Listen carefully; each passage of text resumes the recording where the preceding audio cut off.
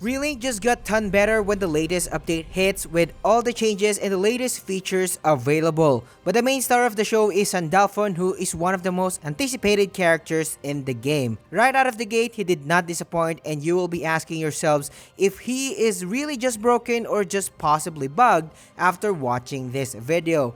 I'm the Samurai, and I will be covering Sandalphon's playstyle in great detail, how to play him with his varying playstyles, what skills to utilize, the latest builds for him, and more. So ultimately, you will master this guy and have fun with this awesome character. Before we dive into his nitty-gritty, I just want to go over quickly how to unlock this guy.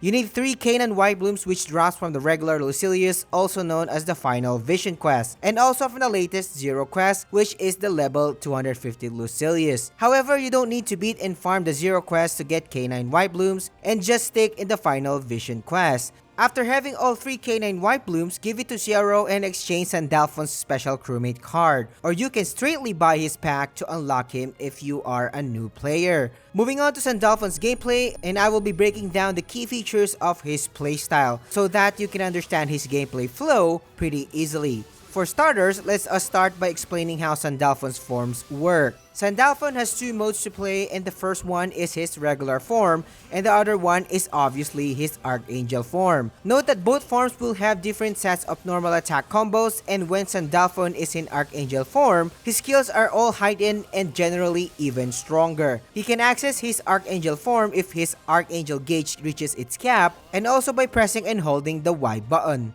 So how do you fill up the gauge? You can accumulate charges by doing combo finishers, link attacks, performing his normal combo string perfectly, and also by performing skills. You can also hold the Y button to slowly charge your gauge. Moving on to the next one, and this leads us to the next special passive, which is Righteous Deed. Righteous Deed makes Sandalphon's normal attack stronger while in his regular form. But the caveat is that you need to time in your button input correctly, similarly to how Siegfried and Gandagosa were designed. This is one of the challenging parts of playing Sandalphon, as being used to its demanding button presses may be daunting, especially when in a heat-up battle. Personally, I am still learning this mechanic, especially when fighting in real fights. If you do it correctly, you will notice that Sandalphon will glow briefly, and his normal attack damage is significantly stronger, and the animation changes as well. In every successful time in button press, Sandalphon accumulates Archangel charges, and at the end of the combo string, you can dish out a combo finisher with add more charges. But when you just button mash the X button, you will only receive a charge on its 4th hit. I know what you're thinking, you hate these kinds of mechanics. Well, I don't prefer it as well, but don't let this stop you from playing Sandalphon if you are a fan of this guy. Thankfully, he doesn't have any attack combo string other than his staple one, so you just need to focus on this one. When his regular form is out of the way, let's check out his Archangel form. During this state, Sandalphon is a hell of a lot stronger and more fun to play. When in Archangel mode, Sandalphon's gameplay is pretty straightforward. When talking about the regular intended gameplay for Sandalphon, you only need to focus on dumping all of his skills during this state as soon as they become available, and you can button mash the X button with no timings required. Yes, you heard it right. Finally, no timings required for his bread and butter normal attack, which often leads to a combo finisher. Just remember, every time you perform a normal attack combo, end it with a combo finisher. If you perform a skill, end it with a finisher. It is also worth mentioning that Sandalphon will acquire Guts, Stout Heart, and debuff immunity when in Archangel form, which is kind of broken. Useful when fighting with bosses who love to deal with status ailments like Lucilius. That's all there is to it, and this goes for his traditional or quote-unquote intended gameplay. What if I tell you if he can be the one of the strongest characters in the game with a much simpler method or an easier one? When players enter Archangel form, moving the left analog stick in any direction and pressing the Y button will let Sandalphon perform a light step attack, where he will shoot an insanely strong projectile that can be spammed over and over, the same idea of Flight over Flight Lancelot builds currently. During Archangel form, you will only focus on spamming light step attacks while popping his No Way Out skill without doing the combo finisher to dish out even more light step attacks. This is a little spicy topic since spamming this attack over and over will deal tons of damage to targets to the point that I can't believe it with my own eyes. Just like Lancelot, while doing light step attack, you will have a high chance dodging enemy attacks while focusing on offense, which makes it even more broken. Now this is the reason why I have incorporated both gameplays in this guide, as there are people like me who prefer playing Sandalphon in his intended way. I have also prepared 2 specific builds for both gameplays later on. In my opinion, there is a high chance that light step gameplay is not intended and can be nerfed in the future.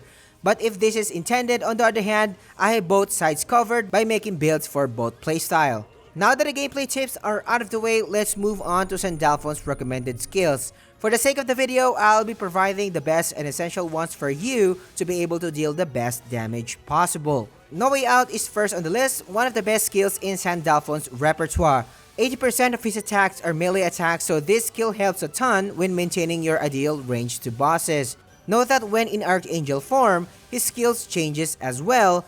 Not only this skill is insanely strong, this skill is so satisfying to use, also easy to use. The second skill on the list is Ecliptica, another easy to use range skill that you can pull off anytime in combat, where he summons his swords and shoots enemies and blow their faces away. The third skill on the list is Revontulette. Even though it has a long wind-up time, it's not that hard to pull off, and it can hit hard and deal significant amount of stun to enemies, so I highly suggest slotting this one. When in Archangel form, you will have a stronger version of this skill, which is awesome. The fourth skill on the list is Salvio, which is the most important skill in Sandalphon's repertoire in my opinion. Performing this skill will let Sandalphon completely dodge enemy attacks while dealing damage. One thing worth mentioning is you can spam this skill without worrying about the timings, and it will still connect. Salvio grants full Archangel gauge when the last attack animation hits, so most of the time I use this during my opener to have a quick access to his Archangel form. I have mentioned that most of his skills will be heightened when in Archangel form. Ethereal Prisons makes enemies elemental weak to Sandalphon attacks if this connects. However, since we already have War Elemental equipped all the time, its effect is kinda useless. Just take this skill as a regular range skill when playing Sandalphon normally, as you are not going to use this anyways when playing with light step build. Moving on to his opener, let's do a quick rundown of what I usually do when the battle starts. Let's start with light step build first. As soon as the battle starts, cast Salvio and have your Archangel gauge filled. Access Archangel and quickly use No Way Out without using any combo finisher. After that, spam light step attacks, deal tons of damage while waiting for No Way Out to be available again and popping it right away. Just do this over and over until the gauge ran out. Moving on to his normal gameplay setup, what I usually do is to cast Salvio first and have access to Archangel, then follow it up with No Way Out, but this time performing a combo finisher in the process. Cast Revontulette and follow up a combo finisher as well, and after that, cast Ethereal Prison and dish out normal attack combos with combo finishers. Now that the basics of Sandalphon's gameplay are out of the way, it is time for more tips that will further enhance your gameplay. The first one on the list is feeling, observing, and listening more to his normal attack timings to help you adjust to the timings. One thing that you can do is listen to the sound of attack animation. Here's an example so you'll know what I mean.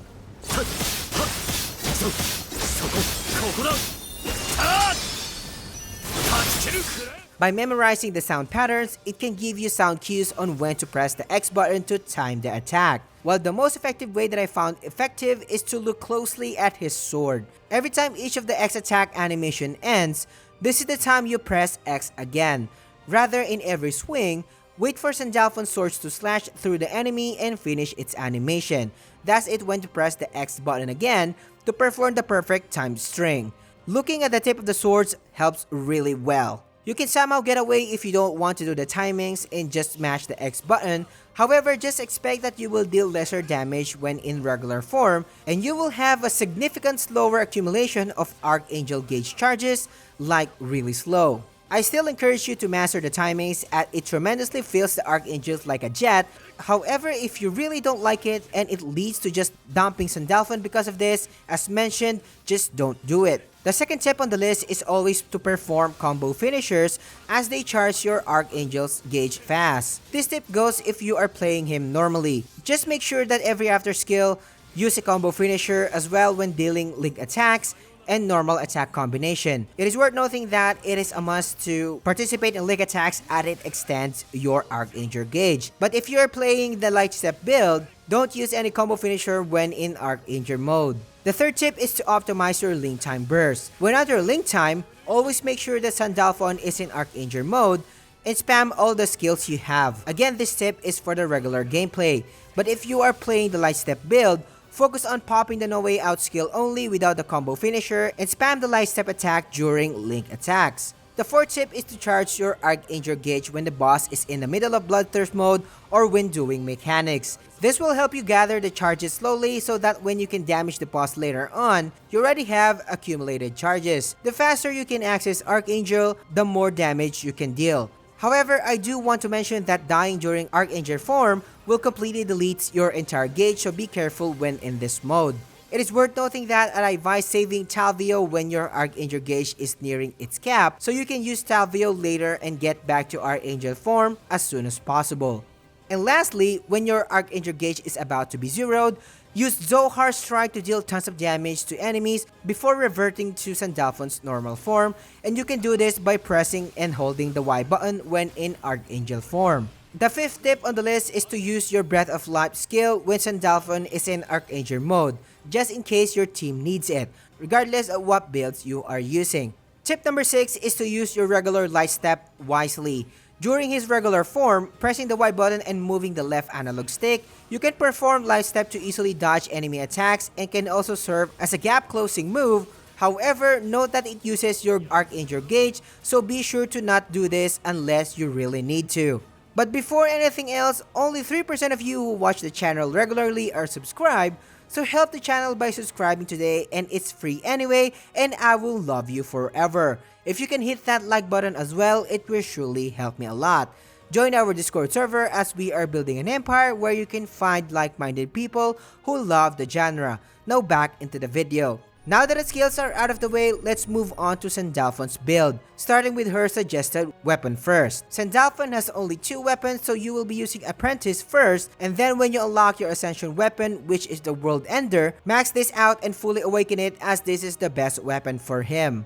The World Ender provides a level 25 attack trait which increases the attack stats by 160 points, which is great for this build, and a level 15 supplementary damage trait, and also adds a level 5 damage cap and sigil booster trait, which increases all of your traits by 1. For the World Ender's Right Stone, on the other hand, it is advisable to use Vitality Right Stone because of its added critical hit chance. In the builds that I am going to show you, the Vitality Right Stone's level 20 critical hit chance and a level 15 critical hit sigil trait are the only ones needed to reach 100% critical chance for Sandalphon. For the second and third traits, it's hard to recommend exact traits due to RNG reasons, but the second and third slots can fill in the gaps in the recent patch since they are level 15 and 10 traits. Use these slots to somehow fill in the ones you need later on, depending on the builds that I will be showing you in the build section. As for my setup, I'm using Greater Aegis, which you can change anytime, and if you do, change it to an Uplift trait, and a level 10 Tyranny, which complements this build. Moving on to Mastery next, and of course pretty much by now a 100% max Mastery progress is a must. However, our main focus is over Mastery. The general rule of thumb is to focus on the following bonuses, and this applies to almost every character. It is recommended to aim for a critical hit rate up to 20% to reach 100% in other setups, normal attack damage cap up 20%, and skill damage cap up by 20% as well. And if you can, attack plus 1000 will be beneficial. But as mentioned, I did not use any critical chance for this build. Suggested weapons are out of the way, let's discuss my recommended sigils and trait setups. I will be providing 2 sets of loadouts as promised, as Sandalphon has 2 possible playstyles. Starting with my light step setup first. This setup is for players who would want to use Sandalphon as the ultimate range DPS in the game. The first trait on the list is Sandalphon's Warpath Sigil.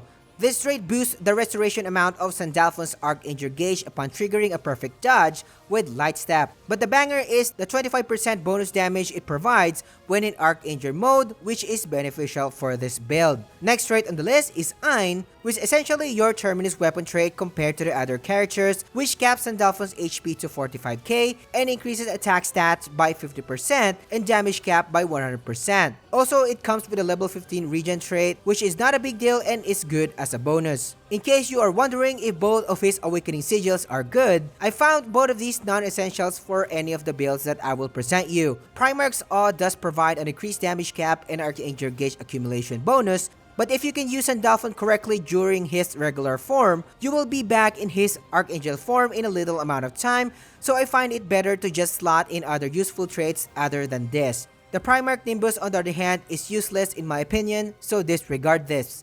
The next sigil on the list is the mandatory level 65 damage cap trait to reach the highest damage potential possible. Since we do have more slots to play with thanks to the recent update, I decided to put in a level 15 potion hoarder trait which lets you access to plus 3 green potions, plus 5 blue potions, plus 5 mega potions, and lastly plus 2 revival potions. Indeed, one of the best traits in the game. The next trait on the list is a level 16 combo booster trait which gives 72% damage boost when successfully connecting attacks. You will be spamming a lot of light step attacks and it is easy to maintain. You will be dealing with huge numbers because of this trait, so I highly suggest slotting this one. Next is a level 30 gamma trait which provides a general 30% damage cap boost to this build, along with a shield that activates and nullifies up to 50k damage after activating your SBA. Having that 30% additional damage cap is beneficial for this build, especially when you want to deal more damage when having a shield as a bonus.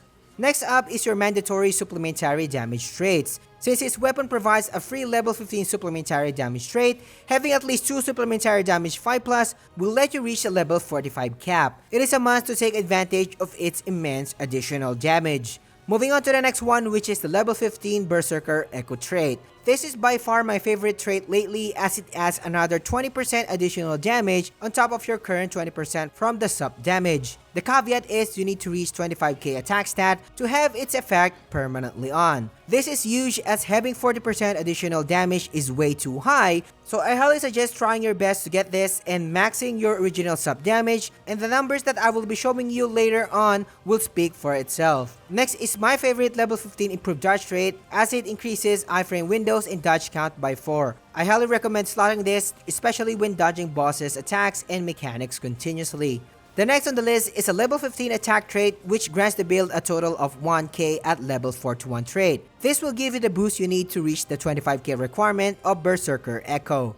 Paired with a level 30 concentrated fire trait which boosts range attacks by 50%, and you've guessed it, the light step attack is counted as a range attack, so this is mandatory. The next trait on the list is a good old level 26 Tyranny trait which adds 46% attack to this build. This will help you reach the damage cap and reach the Berserker's 25k attack requirement. You can also consider adjusting the build by having a double Tyranny trait, and this is a regular thing now. Of course, the level 16 stamina trait is still suggested for more damage. The 51% additional attack that this trait provides is recommended for this build. Next is slotting in a level 16 uplift trait which provides 12.5% SBA gauge gains, and I suggest maxing this to level 32 if you can. And this is the reason why I suggested changing greater ages to uplift. Endgame fights require fast SBA gains, especially 0, and this is pretty much a staple trait nowadays. Plus, I find spamming light step accumulates SBA gauge very poorly, so I highly suggest slotting this trait. Of course, every build has a War Elemental trait, granting the build a superior element over any target and taking advantage of that 20% additional damage. The one that I have here has an improved guard trait, which is not really useful in my opinion. It could be great if I do have an uplift here or a Nimble Onslaught. Now for my other trait suggestions, I highly suggest slotting Nimble Onslaught as mentioned to greatly increase your SBA gauge further for the reasons I just mentioned. Now the light step setup is out of the way, let's move on to Sandalphon's general setup if you decide to play him in a much more traditional way. Just in case the light step setup will be nerfed, you still have this. I will just go over the changes that I have made compared to the previous setup, and you can see all of the changes made on the screen right now. Pause the video if you need to, and feel free to adjust all of the defensive traits here according to your preference. The overall build is out of the way, let's now move on to damage test. In this section, I'll be providing damage result samples from the regular Roselius fights for better results. Starting with the light step setup, we can observe a whopping 130M to 135M in terms of total damage, and this blows out the water. Following up with a whopping 240k to 340k for Sandalphon's damage per second. This could be even higher if we do have buffers around. Such an insane results overall. Fights usually last around 3 minutes and 50 seconds to 4 minutes and 10 seconds. I did not include damage stats from the other bosses as they will be completely obliterated. What you can also observe here is dealing around 65 to 68 M average just from the light step attack alone, and it is really huge in my opinion, plus a whopping 35 M damage from the supplementary damage. For the general build on the other hand, of course we are going to see lower numbers, but it's not terrible and on par compared to the other champs that I tested in the past. We can observe a 90 M to 100 M damage range in terms of total damage, while having 140 to 154k in terms of his damage per second. Fight is a little bit longer of course compared to the light step build, but not super terrible. I did not expect Sandalphon would be this strong, as he blows the competition if his light step build will not suffer any nerfs or Cygames intended this gameplay. Ultimately, it all boils down to your preference for which build you will follow. Comment down below all the things you've learned and what you think about Sandalphon so far. I tried my best to cater to both builds and I hope you find value in this video. But if this is your first time seeing Relink and decided to play the game recently and you want to have the best start possible, these videos will make you a pro in no time. Thank you for watching and I will catch you on the next one.